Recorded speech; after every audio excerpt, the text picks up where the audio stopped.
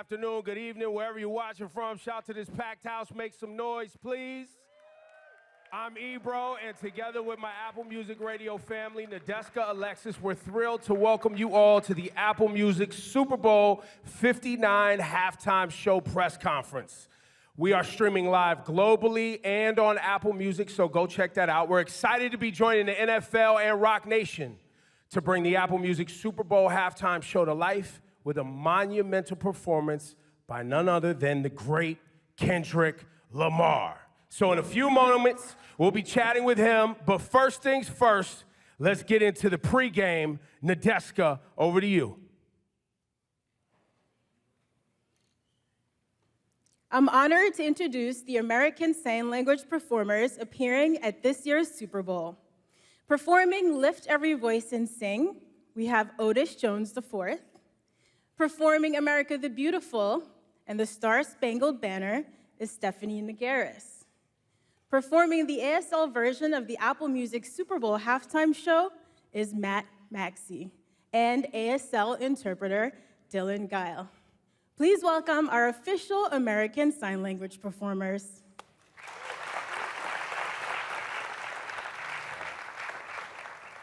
Thank you all so much for joining us this morning. Thanks for having us. Now, to all of our viewers, I'm going to tell you that I'm sitting next to some very impressive humans right here, and you're going to find out why in just a minute.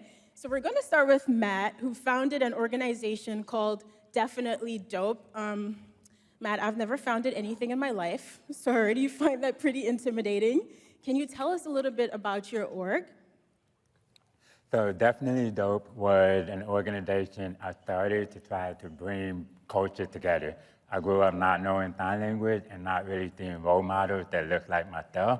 So when I got to college, I started learning sign language and realized that sign language and music was a great way to learn the language and at the same time get more people involved in becoming advocates and more conscious of accessibility and inclusion.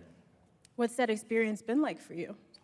It's been incredible. I think everything kind of skyrocketed when we went on tour with Chance the Rapper, becoming the first ever deaf interpreter to be picked by an artist to join them on tour.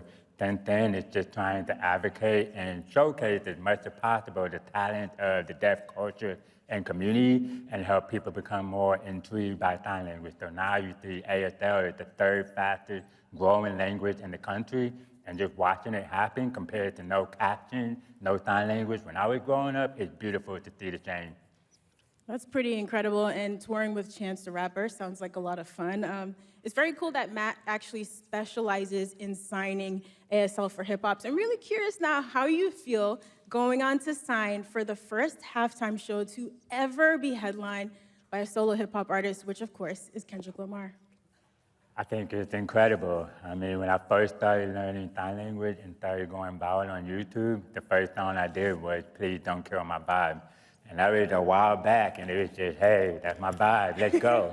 But ever since then, it's just become a full circle moment. I just kept going. Many times I wanted to quit, give up, but like people didn't understand the beauty and importance of sign language and entertainment. So now to be here at the Super Bowl with two other talented performers and the people that helped make it happen, it's incredible to see the change and progress and still be alive to see it happening. I'm so glad that you didn't give in and give up in those difficult moments. It's so nice to have you here. And now Otis. So Otis, you have a massive following on TikTok, and you don't use the platform just for entertainment. You actually teach classes on there. Can you tell us a little bit about those classes? Absolutely. So I do teach on my platform. And the reason why I teach is because I grew up in Georgia, not really in the heart of a deaf community. And so I faced a lot of oppression as a deaf individual, as a Black individual, without even realizing it. And so now when I look at myself, I'm thinking about other kids, other young Black deaf kids who are out there. And so I'm using my platform to try to make some change in the world, to try to make things better. I want to educate people about language deprivation, which is something that I myself have had to go through. And so I want to educate people about the importance of American Sign Language and making sure that they have that in their lives. You see what I mean? I told you all these were some very impressive humans. And Otis, you've performed at multiple festivals like Bonnaroo and Rolling Loud, and I'm curious, where does performing at the Super Bowl halftime show rank in terms of cool musical experiences for you? Okay, no lie, I can't compare this to Bonnaroo and Rolling Loud.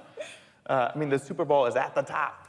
It has to be at the top. But it's not just because it's the Super Bowl, but I think more importantly, being here, being in New Orleans specifically, this is where my family is from. My parents and grandparents come from New Orleans, so this is a home. So to be performing at the Super Bowl in New Orleans is a huge honor, especially to be signing for Lift Every Voice and Lettucey, because she's also from New Orleans, and my mom grew up listening to Lettucey. So again, it's really a huge honor, and I can't wait to be signing Lift Every Voice on Sunday. Oh, I didn't know your family was also from here. That's really beautiful. Did you tell all your TikTok fans to tune in? Of course, I will. I will tell them. Okay. Yeah, they're going to be tuning in for sure. Thank you for the reminder. Of course. Now, Stephanie is an activist, a model, and an actress, a casual triple threat. You've been on numerous TV shows, so you're not new to being in front of the camera, but I'm wondering if you could tell us what's the difference for you being on a TV production set versus doing a live show like the Super Bowl halftime show? I mean, they're completely different, because on a TV show, really, I feel like a very spoiled actress, because if I mess up, I can just do another take. As soon as the director calls cut, I get another opportunity to do it. And so you can do it as many times as you want to make sure you get that perfect take. But for a live event like the Super Bowl, I mean, you get one shot. That's it. So that's huge for us performers. But it's really thrilling. It's exciting for us, and it's exciting for our community. We're just going to go out there and do our best. Yeah, you are. You seem to me like a one-take kind of girl. You got this. Now, Stephanie is also a founder, so she does have a company called Pepita Productions. Can you tell us a little bit about your company? Yeah, absolutely. So just for some context, Pepita is a small pumpkin seed. They're hard to crack, they're hard to break. And I think that's a good metaphor for our community. Of course, our community is small, but we have been through a lot. I mean, if you've just listened to us, we've had to work pretty hard and break down some barriers to get where we are. The world is not designed for us, and so we've had to work hard to break through and make it. My family is from Puerto Rico, so I identify as Latina. And I didn't really grow up seeing a lot of deaf Latina role models on the screen. And so growing up, I kind of decided, well, I had to create a future that I didn't know existed. And I think that's why I started Pepita Productions, to empower others and give deaf Latina children a role model, and Latino, and Latinx. And I think it's also important for parents that have deaf and hard of hearing children. It doesn't matter if they choose spoken English or American Sign Language. They are in the deaf community. All are welcome in our culture. And it's just important that they connect to their kids. So I wanted to give parents a safe space to be able to find their way into the community and the industry. And I also wanted to serve as a role model. I think it's really important to see more diversity in the entertainment industry. And I've been in the industry now. I can say that it's lonely, sometimes it's isolating, and the work is very difficult. And so I can't even imagine what it was like for those who came before me, but I'm trying to set up a better future for those who come after me. So that way we can make it an easier entry point for them. I think it's so impressive how much you've all given back to your communities. And so, Stephanie, I'm sure all of the actors that you work with are gonna be, well, how do you think they're gonna feel watching you perform these iconic songs at halftime? I hope that they will feel like, oh, I'm not alone. There you are, you've opened a door for me already. Now I just have to walk through it. And of course, please, anybody out there, get in touch with me. I'm happy to help you on this journey. And I want them to feel that they can do anything. Whatever they want to be, they can do it. I think all of my life, I heard, you can't. Oh, I'm sorry. I don't think there's really a future for you. And look at me now. Look at where I am. And so I just want the message to be that anything is possible. You know, sometimes we live in a world that's not so nice to us. And we have to become a little bit more hardened and be able to claim space. And to this day, people still can't believe that I'm a mother. They're like, you're pregnant? I'm like, yes, it's my second child. They're like, it's your second child, but you're deaf. Like, still, to this day, it's 2025. Yeah, it's really ridiculous, so. Listen, I'm glad that you've continued to push forward and all three of you have built something so beautiful. I'm gonna be tuned in on Sunday and rooting for all three of you, Matt, Stephanie, Otis, and Dylan. Thank you so much for your time. Thank you. This right here is young Dylan from Nickelodeon. What's going on, bro? How are you, man? All right. And he's a big music fan. And he'll have a couple of questions for all of our music artists here today. Kendrick Lamar, you get to talk to. You excited? Yes, sir, you already know. You ready? Yes, sir. Okay. Now we have the honor of continuing our pregame lineup with some very special guests. Please help us welcome the pregame artists singing and performing on Sunday, Lettucey, Trombone Shorty, Lauren Daigle, and John Baptiste.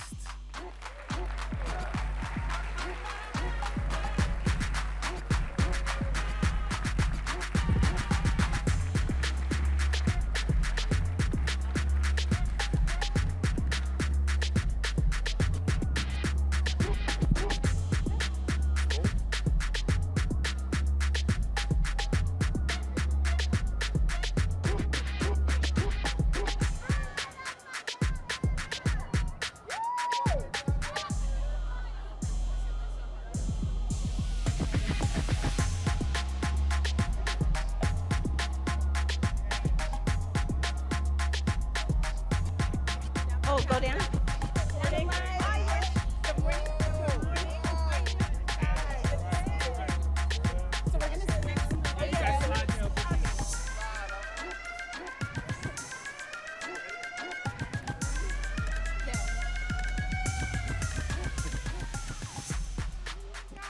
Good morning.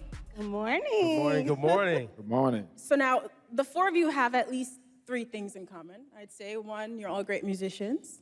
Two, of course, you're all performing at the halftime show. And three, you're all from Louisiana. Like, does that already breed some sort of camaraderie, a bit of comfort, knowing that you're all from this beautiful state?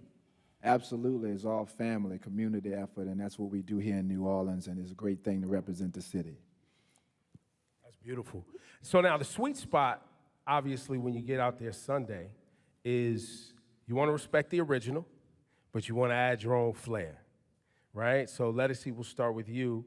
What are some of the plans, some of the insights you can give us? Because I know you have some vocal acrobatics that you love to give us. I'm just going to be myself, and I love the arrangement that Adam Blackstone put together for me. Wonderful. He just won a Grammy, too. It's crazy. But I'm excited. I'm going to represent Nola Bay, New Orleans and Oakland, too. Oakland, yeah. And Trombone Shorty, what about your rendition? What do you have planned? I think me and Lauren, we put together a very New Orleans brass band street feel to it, and it merges some rhythms of Lafayette, where she's from, and we just capture in that moment. So I think it's going to be something that you can tap your feet to, but still respectable to the original. You'll be able to definitely understand what we're doing. I'm looking forward to that. What about you, Lauren? When I got the call, I was freaking out, okay? I was so excited. But the part that got me on my feet was when he sent the rough draft, if you will, of what we were going to be doing. And, when you plan it out, you think, oh, okay, maybe it'll be a ballad or whatever, just because of how that song is originally. No. He said, no, we're going to put a little spin on this. And it feels so good. It feels so alive. It's very true to the representation that we're allowed to have in this city. It's beautiful. I love the musicianship that comes out of this city, and to be able to represent that means the world. So I gotta, hats off to you, because you came up with an incredible arrangement. Yeah. And John? Listen, this guy's hard to contain, so what you doing on Sunday, man? Well, I think that music can really communicate deep, profound truth. And I believe that this country and our songs and our iconography, our messaging, our ideals, all the complexity of all of it, has a real important place as we negotiate and continue to redefine it. And I think when you listen to music, it's an amazing capturing of that because it's constantly evolving while it also is remaining the same. So that's why I love creating music, because you can take from the past, bring it into the present, and forecast the future. And that's what I do every single time. I try, at least. Wow, that's very well said. And You guys can clap for that. You know what I mean? You guys can clap for these people. Don't be afraid. you know, it's like speaking of history and looking to the future. So Lettucey is going to be performing "Lift Every Voice and Sing," and just a little history fun fact. You seem like a lady who would enjoy some history. This song was performed publicly for the first time all the way back in 1900. So now we're looking at 125 years later. You're performing this song not only in your hometown of New Orleans, but also simultaneously on a global stage. Like, what does it mean to you to be able to perform this anthem on the stage? 125 years of legacy, American history, culture. Every person here, this song, I'm overwhelmed. I'm honored. I feel like I'm in alignment with greatness to stand in this moment and sing that song. So, yeah, that's all I can say about it. I'm honored. That's beautiful. I'm about to start crying. I know, I see it, I see it. Sorry. Listen, the Black National Anthem is, you know, it's a powerful song. And we're honored to have you, because I know you personally, and I know what you're capable of, and I know what you're gonna channel up there, and we're all gonna feel it. So thank you very much. Can I ask a question for anyone, how you contain yourself? Because some of these songs are so emotional, and when you're there performing and you're in the moment, your heart's really in it. Do you ever get to that point where you feel a little choked up and you have to somehow dial it back and stay focused? Well, I think I'm choked up the whole time, even the phone call. You know what I mean? It starts there. Can you come and sing? But I'm used to this in my career, just like Mahalia and Marian Anderson, standing in moments, representing the past and the future and the current state of the world. I'm used to that pressure. So I just remember who I'm doing it for. I remember my ancestors. I remember everyone waiting for this moment to feel hopeful and to feel represented. So yeah, I do get choked up. I'm choked up the whole time, but I have a job to do. That's what I think about. Now, John, you performed one of the most popular renditions of the Star Spangled Banner. And in the last 5 years. So what's your inspiration this time? I'm thinking about my grandfather who just passed. My brother Troy, we played at his funeral. Try not to get choked up here. But he was, you know, anything great about me, he was one of the blueprints of that. And he was 17 years old and was the first wave to integrate the Navy, served his country.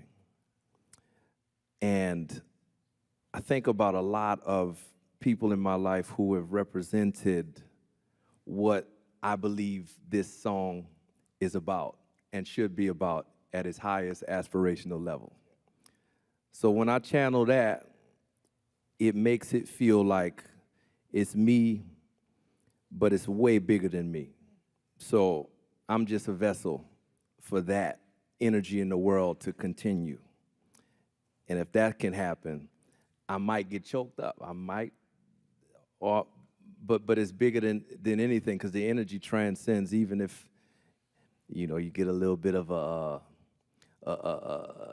mist, you know. But I think when we're in the moment, when you're channeling, it's almost beyond emotion. It's a spiritual channel that happens, and you're not present, you're watching.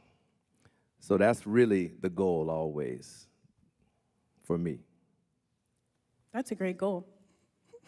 That's incredible. And, you know, Lauren and Trombone Shorty, you touched on it a bit earlier, but you both come from pretty different musical backgrounds. And in true New Orleans style, you are going to blend those genres for a beautiful rendition. And so we'd love to hear just a little bit more about what it was like sitting down together and blending those styles. It was a lot of fun. We actually, before we did it, we talked for like 2 hours just about New Orleans and different things, and then we got it in and we recorded it. I mean, just the idea of it, but blending our styles together, the common ground there is Louisiana, and there's rhythms that we both share from Lafayette and New Orleans that fits well with what we do, from the brass band style of music to the Zydeco music and Cajun music that she grew up listening to.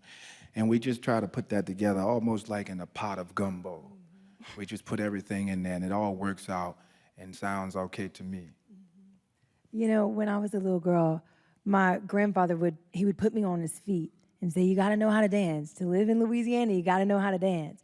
And when I hear the rendition that we're gonna sing, it really does remind me of those moments of dancing in the kitchen. And growing up, I grew up on Cajun Zydeco music, but I would come to New Orleans to fill my soul with the brass bands. I mean, I remember sitting on street corners and just my jaw being dropped to the floor. And, you know, there's so many incredible musicians in this city that are profound. Like, they could go into any studio in any part of the country, the most incredible studios and the mom and pop studios, you know, and blow people out of the water. And to be able to be a part of that synergy and that current that's flowing through here, I think the common thread that we kind of touched on earlier is family. Like, really, when Troy, we did a music video, gosh, was that like 2 years ago or something when you came over?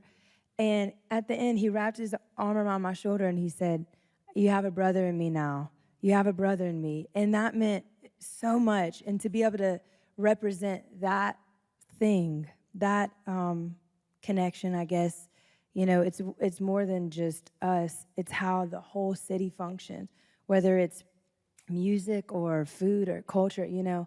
It's how the whole city, we look after each other. And I think that's the most beautiful part to be able to represent. And you'll hear it in the sound. Question for all of you guys. You know, when you prepare for performance, now that you're tapping into your spirit, you're tapping into your community, you're tapping into culture, but it helps you gain a greater perspective and a connection, not only to yourself, but did you guys gain a greater connection to these songs in any way? We'll start with you, John. I'm always trying to get a greater understanding of what is it that a song actually is. What is a song? And what are we doing with these energies that we create when we sing a lyric or a melody? And what's inside of a melody? When you hear a melody, why does it make you feel this way? Why has it lasted for so long? How can we think of melodies as building blocks for other melodies or other rhythms or other inspiration, you know? So when I'm thinking about one song, I'm thinking about all of them. And that's been my practice with music is how do you make everything holistic, like life? We're living. We're here. And in approaching this song, I'm thinking more about my life and how my life can be something that honors the country and also honors the lives of everybody who's watching in the different ways, the universality of our shared humanity. So I don't think about music when I'm approaching music. I would reframe the thought of that. I think about life. And yeah. And let us see, for you, any greater, deeper understanding as you prepared for this performance, or any performance for that matter?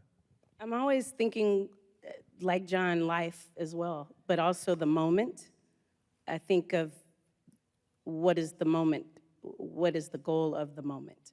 Because I'm usually called upon for a moment, you know?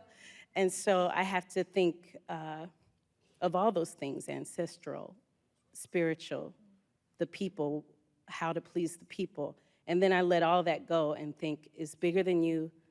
God, help me execute what is the story. And then that's it for me. Yeah. I'm just being honest. That's what I did. Beautiful, beautiful.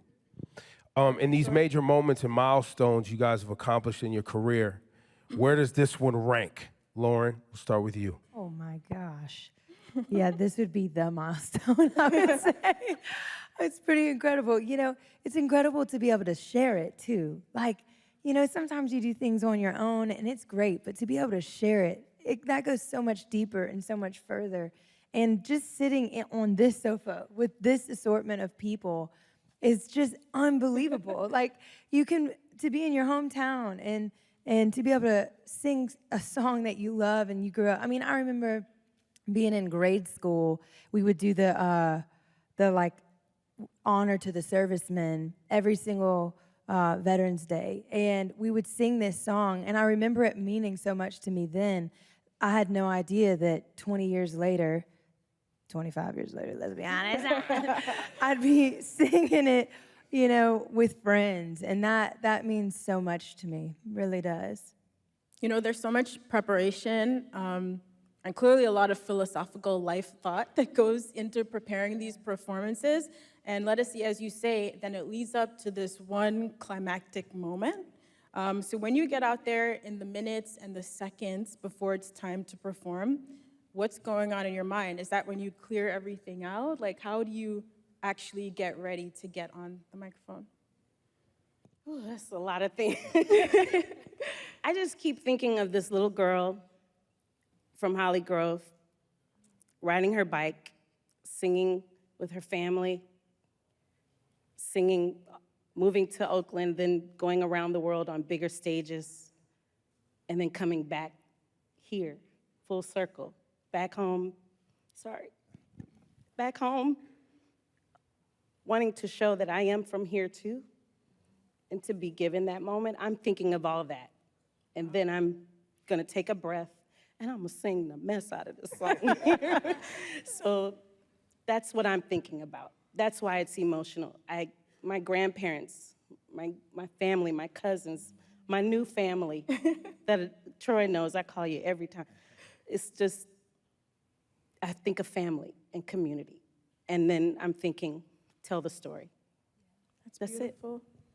You know, someone once told me, they said, I was actually doing an Apple Music interview, Kelly, she said, the space between what comes off of your lips and the way it lands on someone's ear, that's God's space. Wow. And when you feel that, when you know this is gonna come off of my lips, and I'm just gonna hope and pray that whatever is translated in that thin veil of time lands on people's ears, that actually elicits some sort of transformation.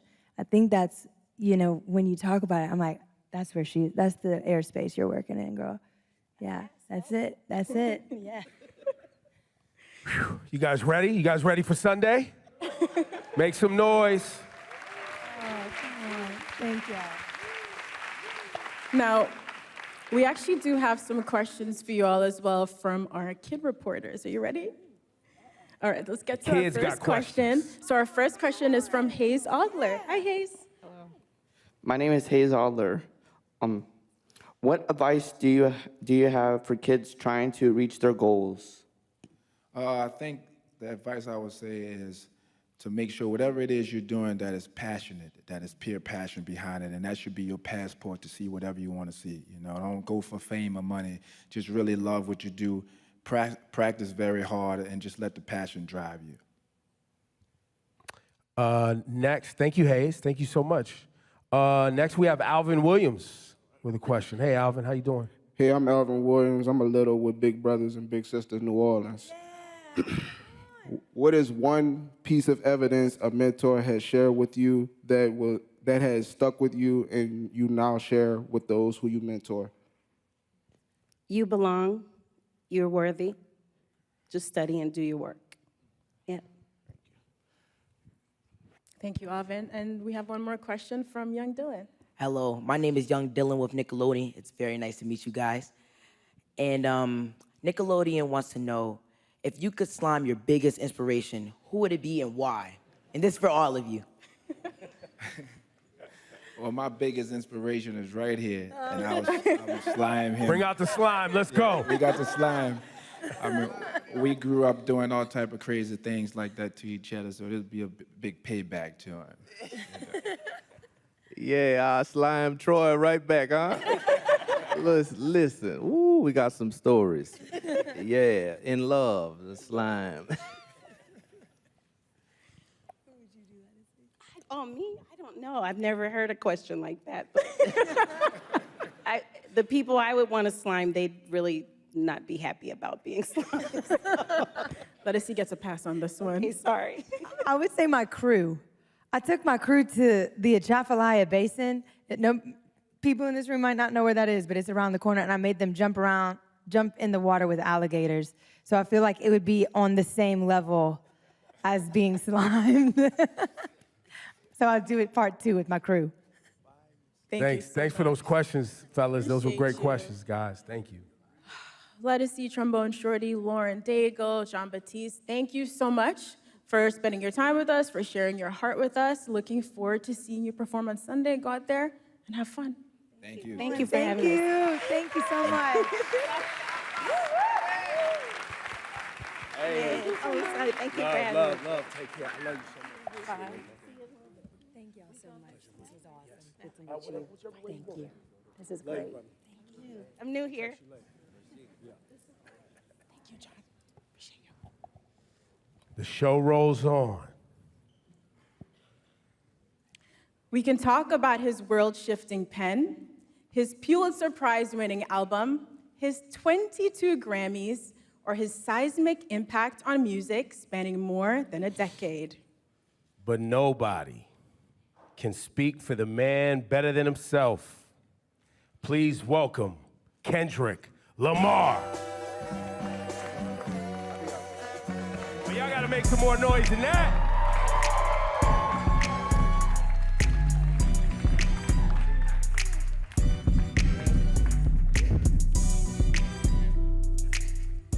Good morning. How you doing?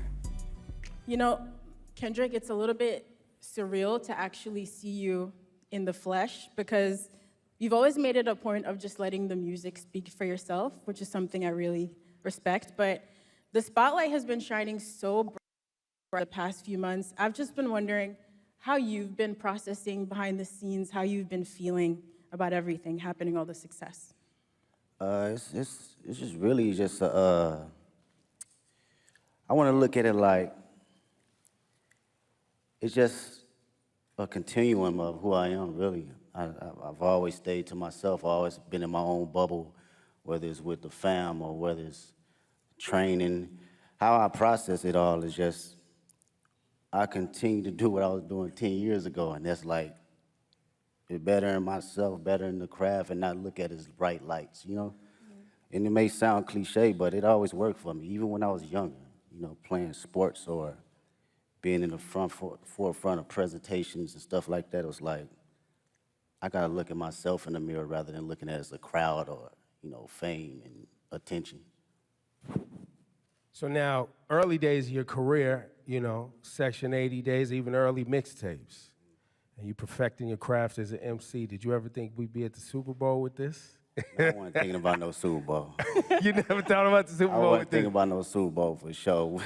We was thinking about the best verse and how we gonna split this $5 at Church's Chicken or something like that. It wasn't no Super Bowl. Going to the studio and getting a meal.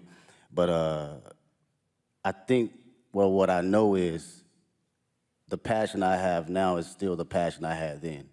And I think that carried on to the Super Bowl. So it was all about being present. As long as I was present in the studio and present in whatever that line was or whatever that mistake was, rapping or doing hooks or choruses or whatnot, I was present in that moment. I felt that passion. I think being present and not actually foreseeing everything kept me in a grounded state of mind in order to be at, you know, big stages like this.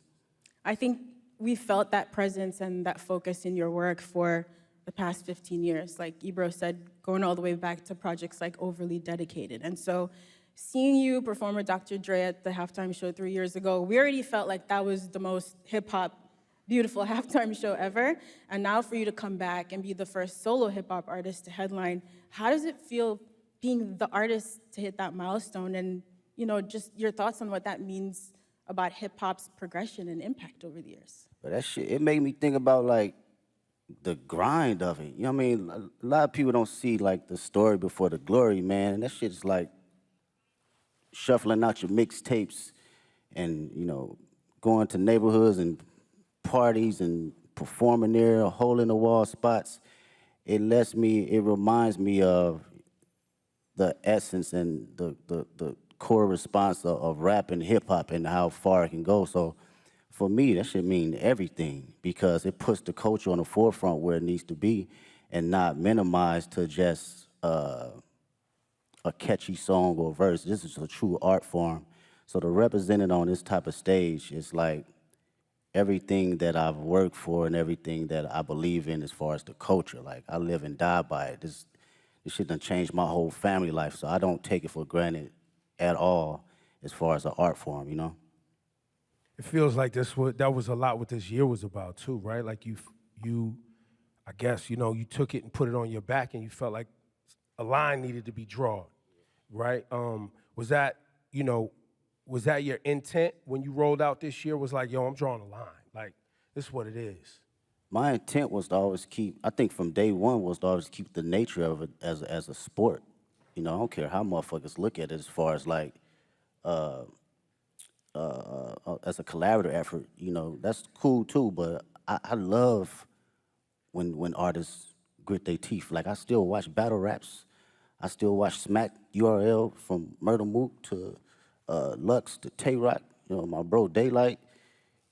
This has always been the core definition of who I am, and it's been that way since day one. So I don't think it was a thing for this year. It was always just a continuum. And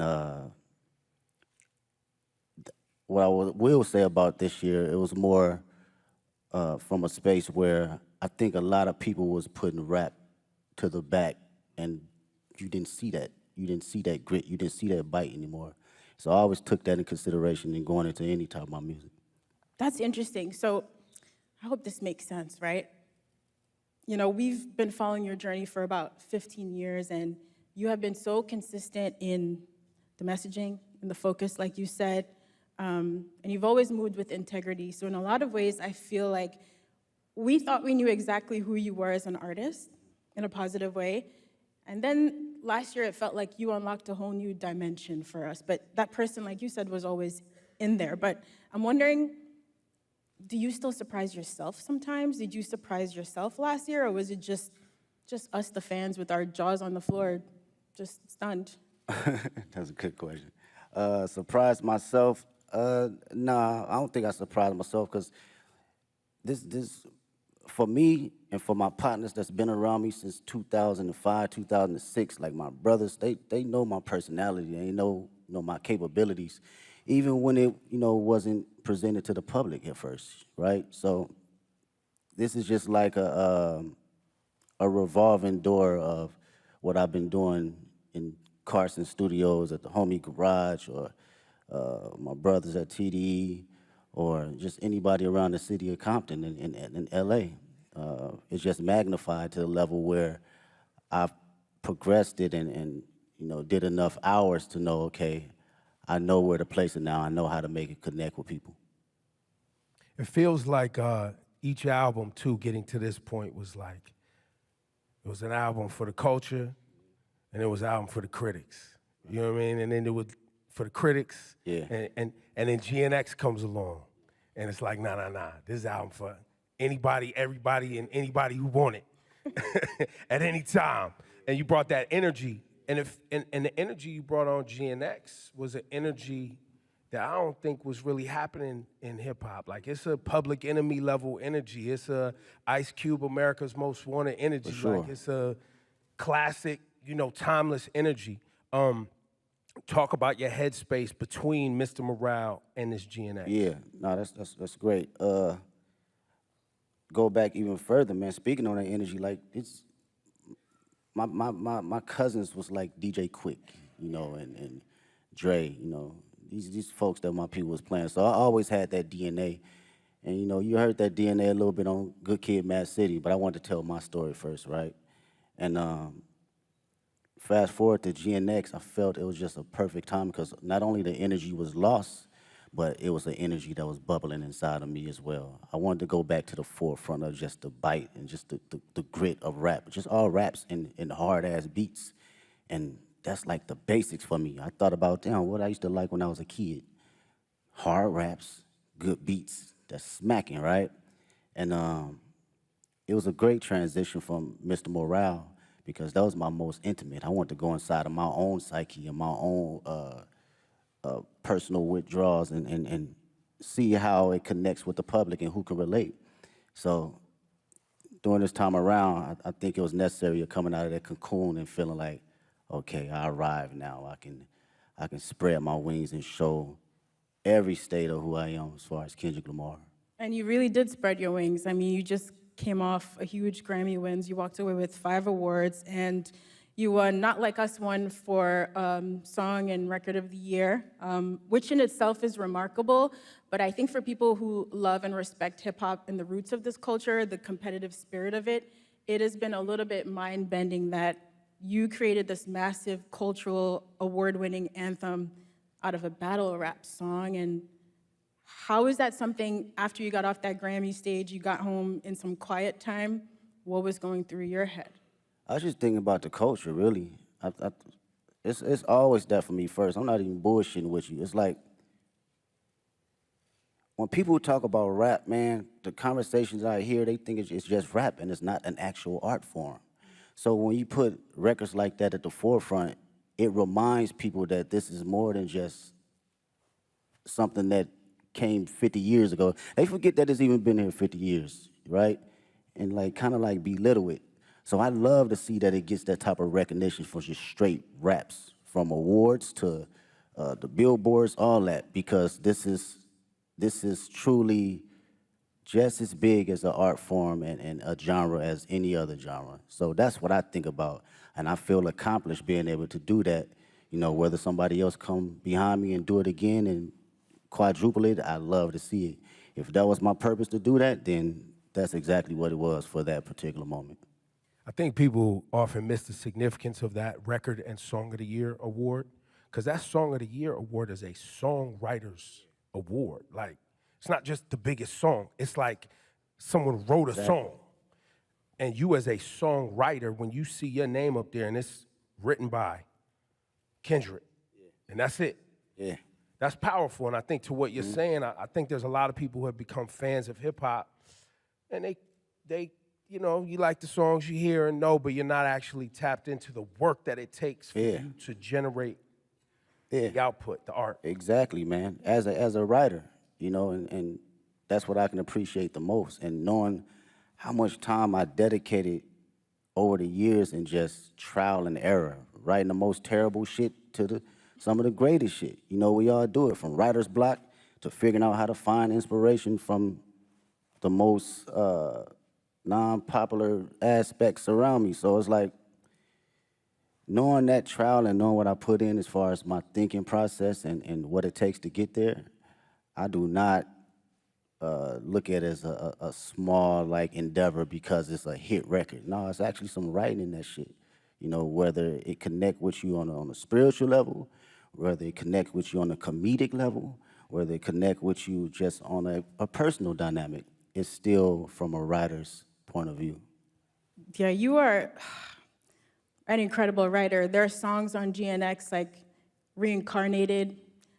I didn't know what to do with that song for the first few times I heard of it, just trying to figure out where you possibly came up with the inspiration for a record like that. Like, when you're working on those songs, are you going through multiple versions until the right thing comes to you? It's hard to fathom, I guess is what I'm saying. Yeah, well, records like that, first off, shout out to Tupac. That's the number one inspiration. That was always one of my favorite records from him and Outlaws.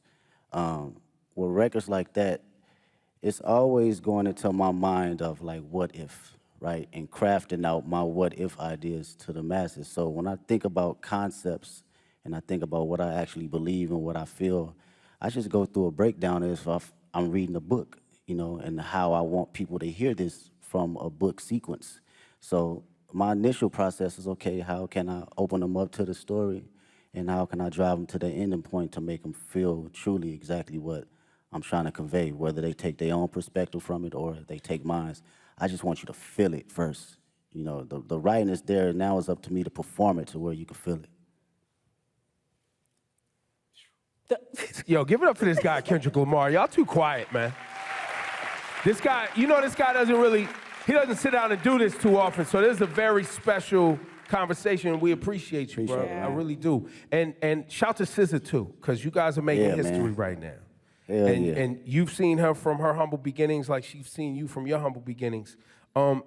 You've watched her find success, and now y'all sharing the stage at the Super Bowl. This humongous tour that's rolling out next year. Talk about this moment in both of y'all's career. Have you guys had a chance to even see each other in this moment and be like, yo, like? We haven't even had a chance to crash out about it because everything been moving fast, like far as production and rehearsals and stuff. So we speak, but we haven't really got a chance to settle into the moment. For me personally, watching her, her career and where she's come from, it's amazing to see. I get to finally see how certain individuals see me come up in the process, because I seen her day one coming in the studio and writing songs, throwing away songs, writing another song, throwing away songs, and songs is hard. And I understood that process though, wanting to be great. You know, even when people saying this is classic record, she was like, no, I'm gonna write another one. And I understood that and I seen it, so to see it now magnified, it's like, she always had it, man. She always had it, and I'm just honored to be next to a talent. Yeah, you've both worked really hard to be here in this moment, and on Heart Part 6, it was really amazing to hear you detail that journey for old and new fans, coming up through the ranks at TDE and now launching your own agency, PG Lang. So performing at the Super Bowl halftime show is very much, us as fans getting to celebrate you and this beautiful musical legacy, but also now you're stepping out as an entrepreneur. What has it been like to build your own business and to also showcase some of that creativity from your agency on this platform? Oh man, I love the process. Shout out to PG Lang. Make some noise with PG Lang. Yeah, that's my team, man. It's 30 incredible individuals, 5 extraordinary executives that work day in, day out to make sure we are doing something that will long live the culture. From a music standpoint, from a creative standpoint, fashion, film, books, day in, day out of just being around like-minded individuals that have different perspectives outside of just music. So through that process, it was a challenge for me, but even more a process of me enjoying, different ideas and different backgrounds and how to look at things. I love it. Being on calls and, formulating business ideas and ventures outside of my usual norm, it challenges me. And I can't wait to see what happens next. I know it's going to happen next. Yeah. I think for the audience too, and anybody watching around the world, the PG Lang thing is I think people see you as an artist and someone who makes music, but I don't know if you want to share it today, but the level of detail that you yourself, along with Dave, and shout to the whole PG Lang team, but y'all as friends that came up together, you in the edits. Like what we're going to see on Sunday is a PG Lang production. Yes, that's all PG Lang. That is us sitting day in, day out, from the edits, the production, the stage design, the music, the sound tech. It's everything across the board, and it takes a lot of work. It takes a lot of creative individuals. I can't sit here and say it's all me, because these are people that are just as passionate and want to see us win, but also want to put out something that lives a long, long time. And with Dave's creative mind, it's just, he's insane, man. That dude is like Basquiat in so many different fashions. You can literally pick his brain about anything, and he'll give you an answer right down the middle to help you decide for yourself. So that's something I can always appreciate. Yeah, I'd say with all of your powers combined, y'all are really diabolical. Like, when you roll out the videos, all the visuals for GNX, just the way you all move strategically together, it is inspiring beyond the music. You know, just thinking about how to approach life and art in a holistic way. And so when it came down to planning for this Super Bowl now, you know, you've teased on the album coming up to New Orleans with this LA energy. How did you guys approach the show and trying to figure out how to pay tribute to the classics in your catalog with this new music in like a 13-minute set list? Yeah, it's wild. Mr. Morale is like an hour and 30-minute tour, so it's like you gotta smack the shit down all the way to 13 minutes. It's kind of wild and it's interesting because it lets you know kind of where you at and your perspective on how you think about catalog and the music. For me, I love being present. I love being present, man. It's my favorite. It's very hard for me to live in the past. It's very hard. I respect the past wholeheartedly, but being in the now and being just locked into how I feel and the energy I have now, that's the LA energy for me. That's something that I want to carry over to New Orleans and for the world to see. This is me, this is Kendrick Lamar, 37 years old, and I still feel like I'm elevating. I'm still on a journey though, you know? And I want that energy to, you know, ooze out into the televisions and to the people that's in that building. Well, and on that, you know, the connection between black culture and New Orleans and how important and shaping our ancestors were in this town, music, jazz, all that. You always put our culture and black culture at the forefront of your brand, your music. Same thing in LA. A lot of our family members moved out to California from the South for new opportunities. Man, so there's a big connection between LA and the South. So when you say you walked in to New Orleans with that LA etiquette and all of that, I don't know if people really grasp that, but you got to be feeling that energy. That's a bar. Like when you are out ready on Sunday to do your thing. That's a bar. It's crazy, bro. Out of all my friends, LA, us growing up, all our grandparents either from Louisiana, Texas, Chicago, like, period. So our dialect and how we talk, it gauges from like the South and like the Bay Area. So like going to the store, we say finna. I'm finna go to the store. Like that's some South shit, you know what I'm saying? That's not no LA, right? So that energy right there and you know, making that correlation, it means a lot to me for people to understand that. And the culture and just being black, I can't help that, man. It's just not something that I think about or even try to like go, I'm black. Shit, it's just go. It's in you, it's not on you. Yeah, it's gonna come out every time. I can't sugarcoat it. You know, I can't downplay it. I'm at a point in my life, I can't necessarily fake the funk for nothing. And I've always had an essence of that, but you know, you have kids and shit, that shit's like, I have to be who I am authentically. And if, you know, the world can't accept that, then so be it. But who rocking with it, I'm gonna put it all the way out there, you know, whether it's in private or whether it's on the main stage. Yeah, I don't think a lot of people and a lot of artists stand in themselves as authentically as you have. And I think one of the questions we've all been wrestling with over the past few months, watching you and the way you've moved, is really what is the role of an artist? And I think lots of people have very different definitions, but young Kendrick, again, back to Overly Dedicated and Section 80 mixtape Kendrick, and GNX Kendrick, Super Bowl, Grammys Kendrick, has your idea of what the role of an artist is, you as an artist, has that ever changed? I don't think I knew exactly what my role was early on. I had maybe clues of it, but now today I can truly say it's to express myself and express things that people can necessarily say on the daily and for them to actually relate to. And come from the most vulnerable place where people can actually feel it. I think that is, for me, that's the role for me as an artist. I don't give a fuck what place it come from. I could be the most angry person on the record. You gonna feel that shit that day if you woke up and you felt that. You wanna smile, you gonna feel it because I'm gonna make sure I'm present that particular time in the studio, in the booth, that I feel happy and I feel energized and I feel, you know, if I feel frustrated, you gonna feel it.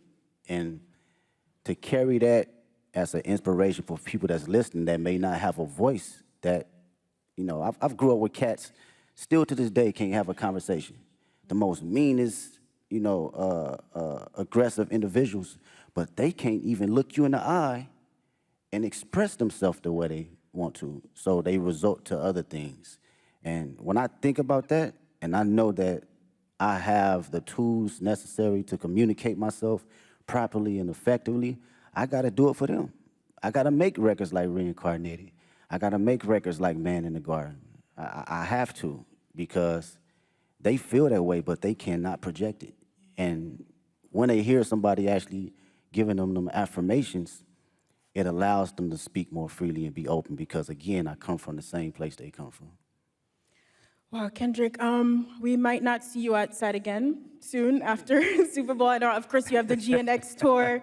Listen, I know you also don't love doing interviews, but we are grateful. We're so grateful for all the music and the moments that you've given us over 15 years.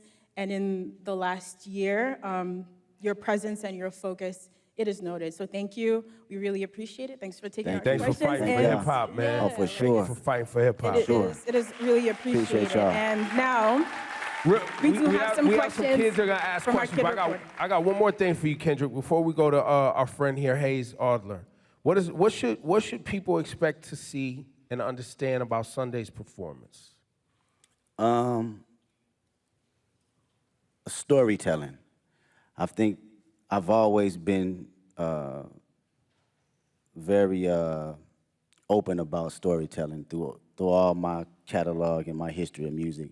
And I've always had a passion about bringing that on whatever stage I'm on, you know, whether it's a war tour or whether it's 500 people at Key Club. I've always had a form of that. So I like to be on that sense of, you know, make people listen, but also see and think a little. I think this is going to be one of those performances where people are going to be digging up Easter eggs for I mean, years, that's the Kendrick years thing, to come, you know. right? Even when it's not an Easter egg, people gonna make one up, right, Ken? Hayes, this is Hayes Adler. He's got a question for you, What's up, Kendrick. man? Hi, Kendrick. What's going on? How do you prepare for such a big performance? Do you have a favorite way to stay healthy and active? Yeah, I do some laps, whether it's some sprints. If we talking about, let's go from, okay, on the physical level, I'll give you that. Maybe it's a 2-mile warm-up or a mile warm-up, maybe some push-ups, just to get the body movement. Sometimes you be out on that stage, man, you need some oil on your knees a little bit to get moving and get cranky. So physically, yeah, I'm just exercising the body, a little bit of stretching, a little bit of all that. And on a mental level, I'm usually playing some Isley Brothers just to calm not my nerves, but calm my excitement and just give it a balance, you know? So that's my prep right before I go out. Thank you, Hayes. Thank you so much. And now, Alvin Williams. How you doing, sir? What's up, Kendrick? What's up, man? I'm a little with Big Brother and Big Sister New Orleans. What has mentorship meant to you during the course of your career? And if you could thank your mentors for believing in you, what would you say? Oh man, mentorship has been everything. To be around individuals that experience every little thing that you think that you're the first person to go through it with, it's a difficult task when you're a young individual, because you're like, shit, you don't know what you're talking about. But as you progress and you be like, damn, he or she was right, you begin to understand life a little bit better and not be so judgmental to people that have been here before you, right? The greatest thing I would say mentors, a couple mentors that given me was like affirmation, and to always give myself space to believe in who I am, even when I wasn't feeling it, right? You can accomplish so many small things or big things, and you still can fall in a slump where you doubt yourself. And even though these mentors haven't seen the spaces and been in the places I've been in, it was always time to allow me to share exactly who I am or how they see me and what I'm capable to give to the world. And I think that goes a long way, from people in the highest places and the lowest places. We all need them. All right, thank you. Thank you. Thanks, Alvin. And we have one more question from young Dylan. What's up, Mr. Kendrick Lamar? There you go. That's Yes, sir. an artist right there. Yes, sir. It's a truly honor to meet you. And my question I have for you is, what advice could you give to kids about not being like anyone else? And how could they stay authentic while pursuing your path? It's a great question. They said the number one thing people feel in the room, you know, over love and over fear is being authentic. And this my homegirl Ink actually, we was talking about this in the studio. She brought this in the studio, and I was like, damn, how many times I've been in a room where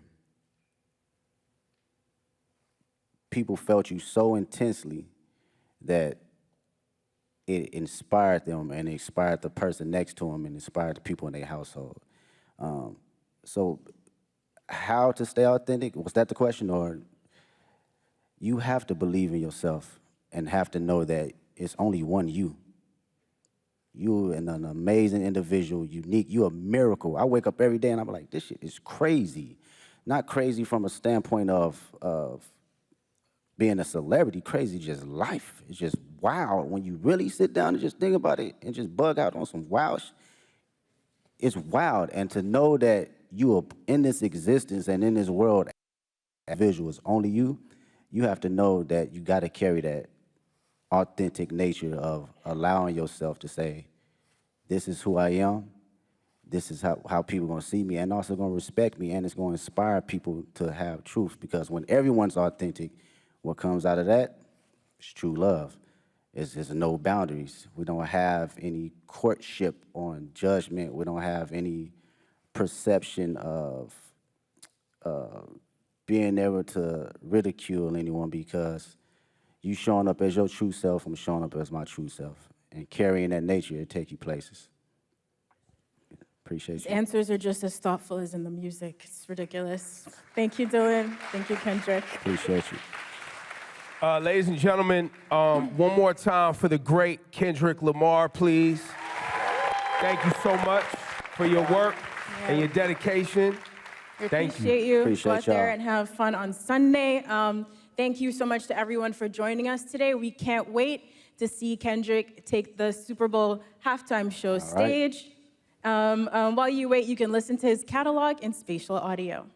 Now look, shortly after the performance, you'll be able to stream the full halftime show right there on Apple Music. You can listen, you can watch, you can sing, all the things Kendrick all the time on Apple Music. So one more time, for all of you, Kendrick Lamar, thank you for delivering as usual. The show on